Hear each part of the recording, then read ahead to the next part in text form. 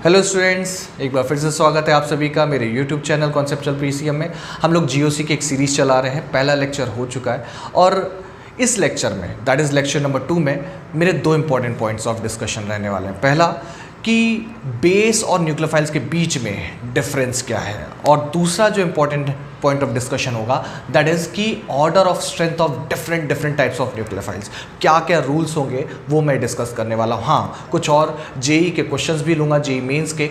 सो चलिए वीडियो को स्टार्ट करते हैं।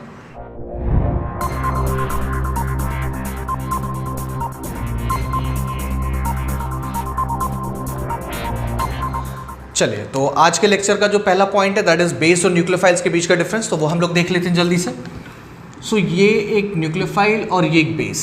अच्छा, इनके बीच का कॉमन पॉइंट क्या है? यानी ये दोनों ही डोनेट करते हैं, donate lone pair of electrons, loan pair of electrons. ठीक है। अच्छा, अब इनका जो मेजर डिफरेंस है वो ध्यान से सुनिएगा। बेस जो है वो अपने जो इलेक्ट्रॉन पेयर्स हैं वो सिर्फ और सिर्फ H+ आयंस को ही डोनेट करेगा। ठीक है, हाइड्रोजन आयंस को ही डोनेट करेगा। लेकिन जो न्यूक्लियोफाइल होगा वो अदर देन H+ आयंस, यानी वो H+ को छोड़ के वो बाकी सारे आयंस को या एटम्स को डोनेट कर सकता है अपने क्या लोन पेयर्स। हम लोग क्योंकि ऑर्गेनिक केमिस्ट्री पढ़ रहे हैं तो हमारा जो मेन कंसंट्रेशन रहेगा वो C+ पर, दैट इज को क्या कहते हैं, कार्बोकेटायन। यानी न्यूक्लियोफाइल जो होंगे वो सिर्फ और सिर्फ किसको डोनेट करेंगे?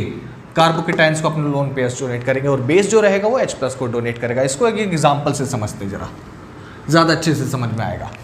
मान लीजिए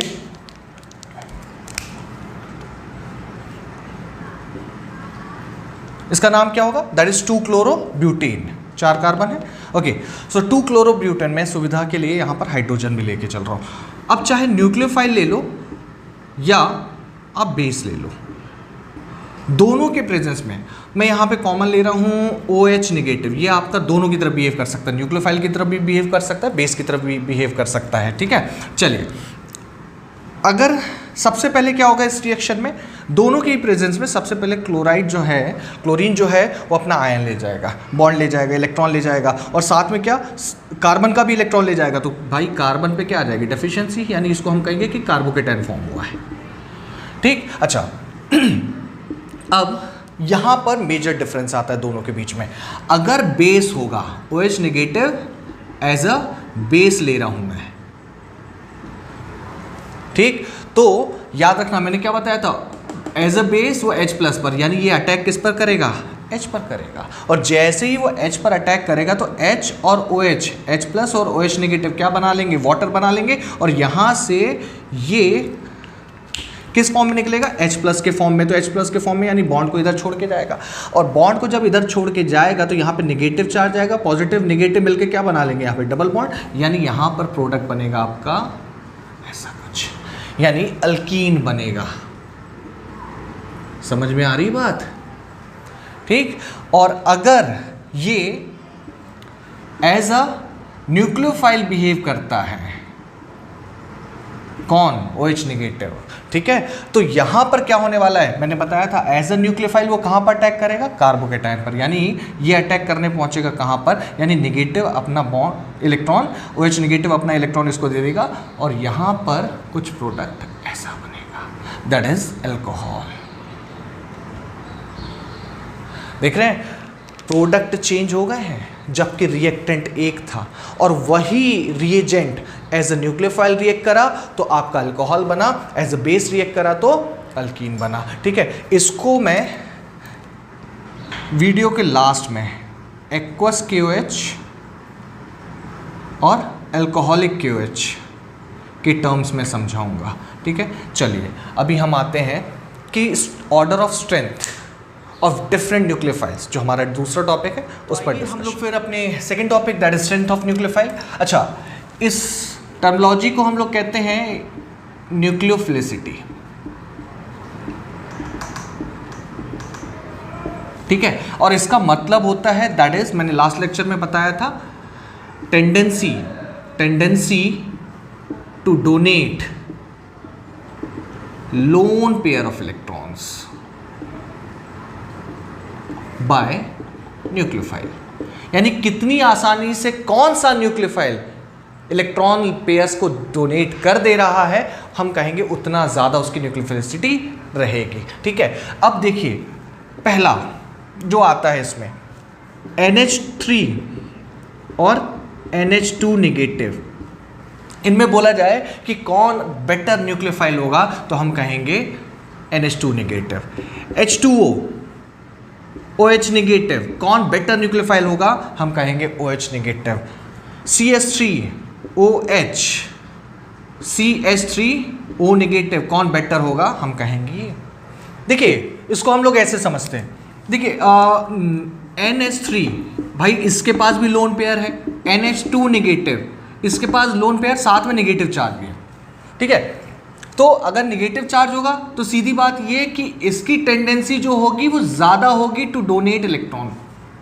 ठीक है, लोन पेयर्स डोनेट करने की टेंडेंसी ज़्यादा होगी, सीधी बात वैसी इसकी भी है और इसकी भी है। यानी OH नेगेटिव पर ये जो नेगेटिव चार्ज है वो एक्चुअल में किस पर होगा, O पर होगा। तो वही बात है कि न्यूक्लियोफिलिसिटी जो है, पहला पॉइंट निकल कर आ रहा है directly proportional to amount of charge, amount of negative charge on donor atom. ये पॉइंट्स बनाते जाइएगा आप लोग। ठीक है, तो न्यूक्लियोफिलिसिटी यानी जितना ज़्यादा नेगेटिव चार्ज होगा डोनर एटम के ऊपर उसकी टेंडेंसी उतनी ज़्यादा होगी टू डोनेट लोन पेयर और उतना अच्छा वो न्यूक्लियोफाइल होगा। तो भाई ये है पहला आपका पॉइंट। ठीक है, दूसरा पीरियोडिक टेबल की बात करते हैं। पीरियोडिक टेबल में आपको पता है, अगर मैं रो वाइज बात करूं तो from left to right electronegativity जो है वो आपकी इंक्रीज होती है। ठीक है, और एक बात याद रखिएगा, ये दूसरा पॉइंट निकल के आ रहा है ऑर्डर ऑफ न्यूक्लियोफिलिसिटी चेक करने का, क्या कि न्यूक्लियोफिलिसिटी जो है वो इन्वर्सली प्रोपोर्शनल होगा इलेक्ट्रोनेगेटिविटी के।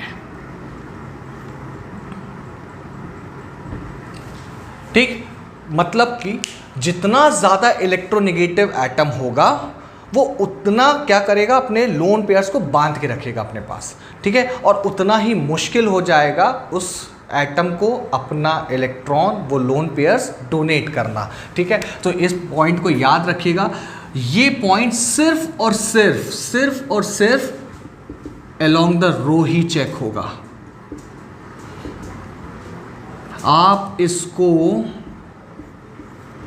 कॉलम में चेक नहीं कर सकते, यानी ग्रुप में नहीं चेक कर सकते, इसको सिर्फ और सिर्फ पीरियड में चेक करना है। ये बहुत इंपॉर्टेंट पॉइंट है, याद रखिएगा इस चीज़ को। ठीक है, सो इसके हिसाब से CH3 negative, NH2 negative, OH negative और F नेगेटिव में अगर कंपेयर किया जाए कि कौन ज़्यादा बेटर न्यूक्लियोफाइल होगा, तो हम कहेंगे CH3 नेगेटिव ज़्यादा होगा और सबसे कम न्यूक्लियोफाइल जो होगा स्ट्रेंथ होगी वो होगी आपके F नेगेटिव की। क्यों? क्योंकि भाई ऑर्डर ऑफ इलेक्ट्रोनेगेटिविटी क्या है। ठीक है, सो पहला। ठीक, और दूसरी बात ये अगर मैं ग्रुप की बात करूं,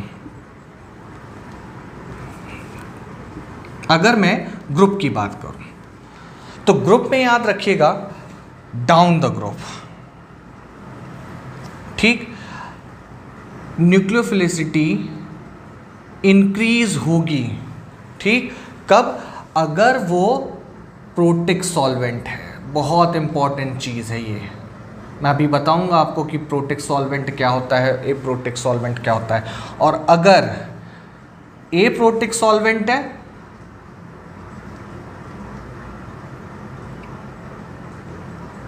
तो न्यूक्लियोफिलिसिटी ऊपर की तरफ इंक्रीज होगी। यानी कहने का मतलब ये है कि अगर मैंने प्रोटिक सॉल्वेंट लिया तो ऑर्डर ये रहेगा F negative, Cl negative, Br negative और I नेगेटिव में सबसे ज़्यादा न्यूक्लियोफिलिसिटी इसकी होगी, फिर ये।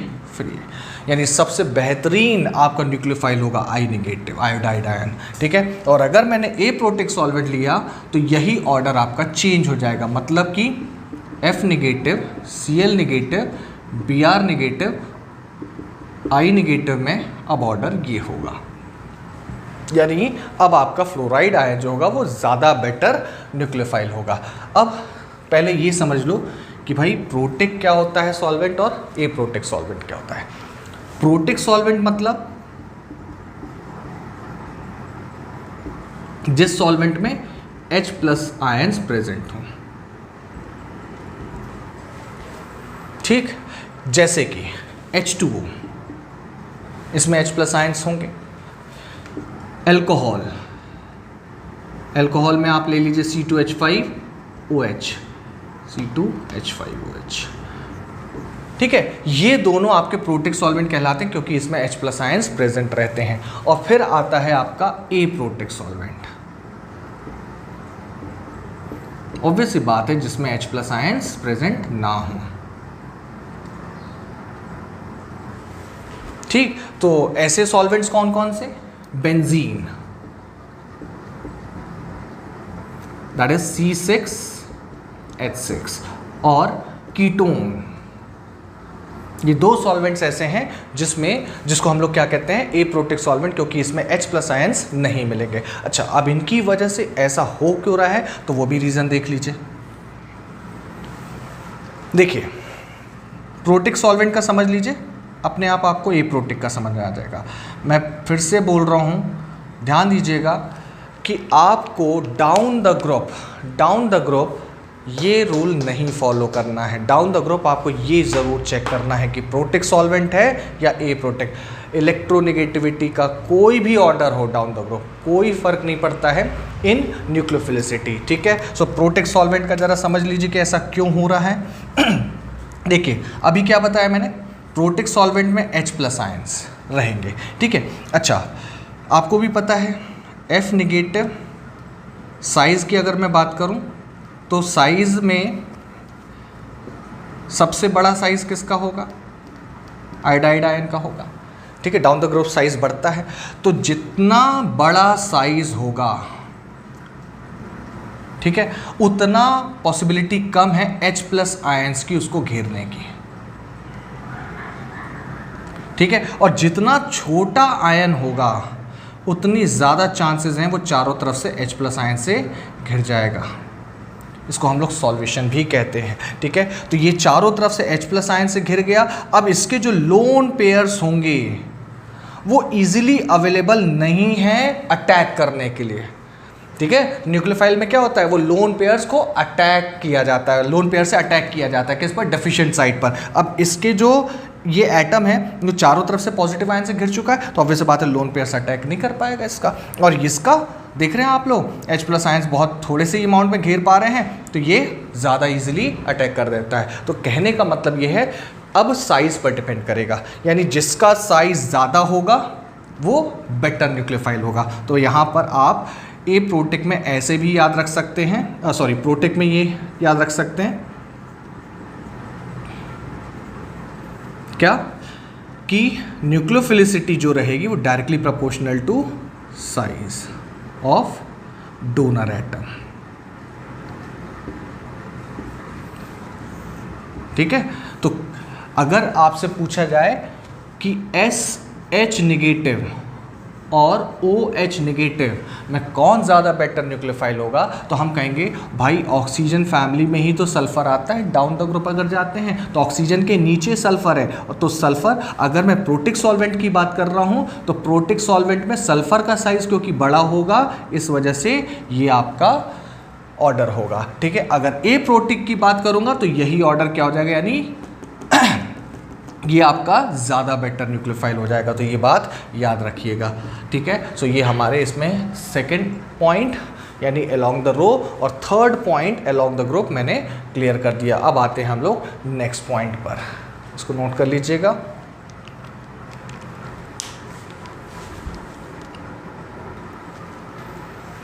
अच्छा, इसी में एक बात और निकल के आती है, अगर कोई आपसे पूछे Cn नेगेटिव और OH नेगेटिव, इन दोनों में बेटर न्यूक्लियोफाइल कौन, ठीक, तो सीधी बात ये कि भाई मैंने आपको बताया था Cn नेगेटिव में नेगेटिव चार्ज C पर होता है, ठीक है, और OH नेगेटिव में नेगेटिव चार्ज किस पर?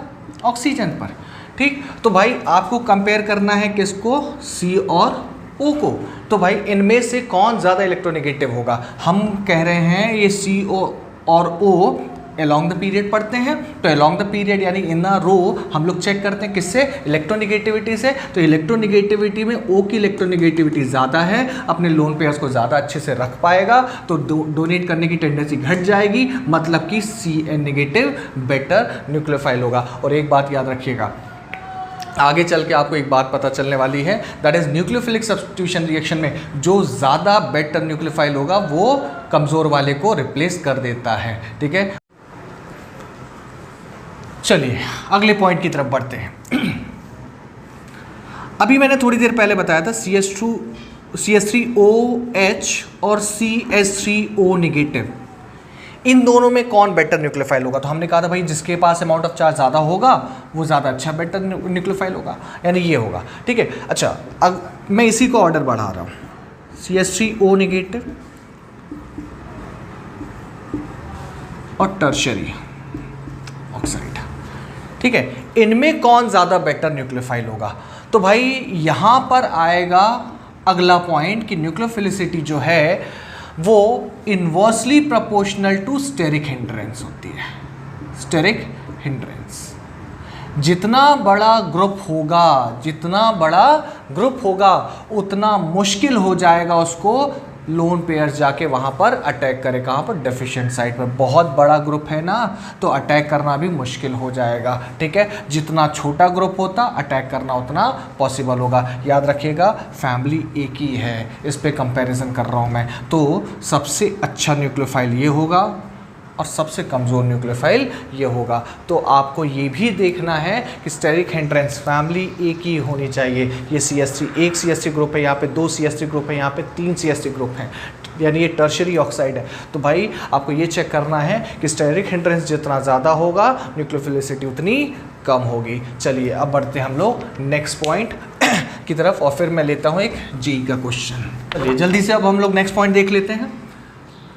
CH3O नेगेटिव और CH3C double bond O negative, बोला कि इनमें कंपेयर करो कि भाई कौन अच्छा न्यूक्लियोफाइल होगा। तो कौन अच्छा न्यूक्लियोफाइल होने के लिए भाई आपके पास क्या लोन पेयर होना चाहिए या नेगेटिव चार्ज होना चाहिए। भाई दोनों के पास नेगेटिव चार्ज है, चलो अच्छी बात है, दोनों के ऑक्सीजन पर नेगेटिव चार्ज है। अब आपको ये चेक करना है कि नेगेटिव चार्ज एक ही एटम पे कितनी देर तक स्टेबल है। अब आप देख लीजिए, यहाँ पर तो ऑक्सीजन पर ही नेगेटिव चार्ज रहने वाला है, लेकिन यहाँ पर रेजोनेंस फैक्टर देखने को मिलेगा, यानी ऑक्सीजन ये पाई बॉन्ड इधर खींचेगा, तो थोड़ी देर बाद ये क्या पाई बॉन्ड इधर गया, तो यहाँ पर क्या आ जाएगा पॉजिटिव चार्ज, यहाँ पे नेगेटिव चार्ज, ये पॉजिटिव और नेगेटिव मिलके क्या बना लेंगे डबल बॉन्ड, और ये आपका नेगेटिव चार्ज इधर आ जाएगा। यानी आप देख रहे हो नेगेटिव चार्ज जो है वो बार बार ट्रांसफर हो रहा है।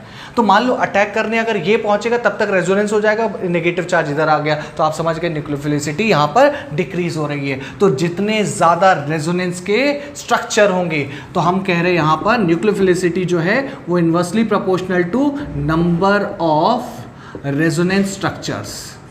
जितने ज़्यादा रेजोनेंस स्ट्रक्चर होंगे न्यूक्लियोफिलिसिटी उतनी डिक्रीज होती जाएगी। ठीक है, सो यहाँ पर रेजोनेंस स्ट्रक्चर एक भी नहीं होगा, सो यहाँ पर आपका न्यूक्लियोफिलिसिटी इसकी ज़्यादा होगी। ठीक है, एक और देखिए ज़रा, मान लीजिए आपसे पूछा जाता CH3 C double bond O negative और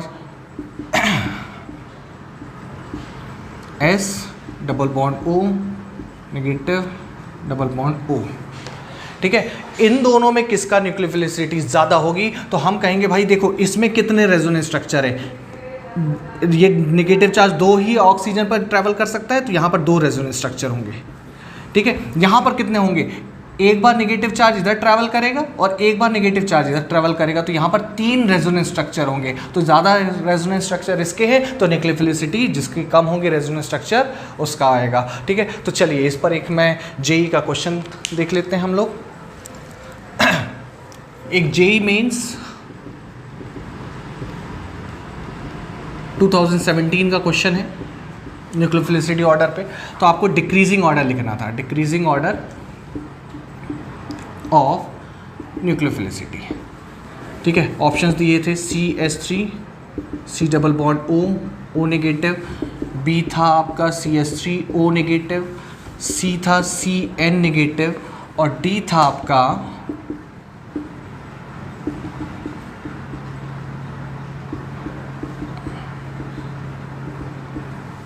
ठीक है।